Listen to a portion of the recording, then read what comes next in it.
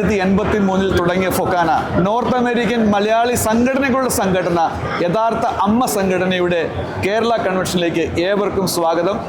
Special thanks to ഇ-മലയാളി and പ്രവാസി for covering this in a fabulous way. Thank you very much, Georgetta and Sunil Tristar.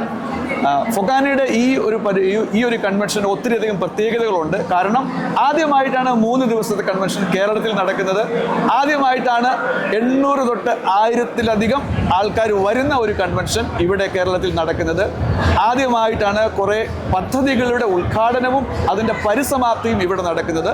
For example 25 പേർക്ക് ഉന്നത വിദ്യാഭ്യാസത്തിന് scholarship, 44 പേർക്ക് prosthetic limb ന്യൂയോർക്കിലുള്ള life and limb സൊസൈറ്റിയുമായിട്ട് സഹകരിച്ച് 148 പേർക്കുള്ള സിം കേരള സിമ്മിൻ്റെ പ്രൊജക്ടിൻ്റെ പരിസമാപ്തി, ലഹരിക്കെതിരെ ഫൊക്കാനയും കൈകോർത്തുകൊണ്ട് കേരള ഗവൺമെൻറ്റുമായി സഹകരിച്ചുള്ള അതിൻ്റെ തുടക്കം, അങ്ങനെ നിരവധി പ്രൊജക്റ്റുകൾ ഇൻക്ലൂഡിങ് പത്തനംതിട്ടയിലെ ചിറ്റാറിൽ ഫൊക്കാന വില്ലേജ് യാഥാർത്ഥ്യമാവുകയാണ്.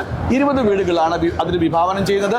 അതിലൊരു പ്രത്യേകതയുണ്ട്, അത് മറ്റാരുടെയും സംഭാവനയല്ല. ഫൊക്കാനയുടെ ജനറൽ സെക്രട്ടറി ഉദാര മനസ്കനായ ശ്രീകുമാർ ഉണ്ണിത്താൻ്റെ സംഭാവനയാണ്. അങ്ങനെ ഒട്ടധികം പ്രത്യേകതകളുള്ള കൺവെൻഷനെ കൊണ്ടാണ് ഇത് 200-250 പേരിൽ ഒതുങ്ങുന്നതിന് പകരം ഈ ഒരു ലാർജ് നമ്പറിലേക്ക് വന്നത്. മറ്റൊരു പ്രത്യേകത കൂടി കൊണ്ട് 6ഓളം മിനിസ്റ്റേഴ്സും 12ഓളം MP MLAസും അടൂർ ഗോപാലകൃഷ്ണനെ പോലെ കലാപ്രതിഭകളും എല്ലാ മീഡിയാസിൻ്റെയും പാർട്ടിസിപ്പേഷൻ ഉണ്ട്. സോ എല്ലാവർക്കും നന്ദിയും രേഖപ്പെടുത്തുന്നു.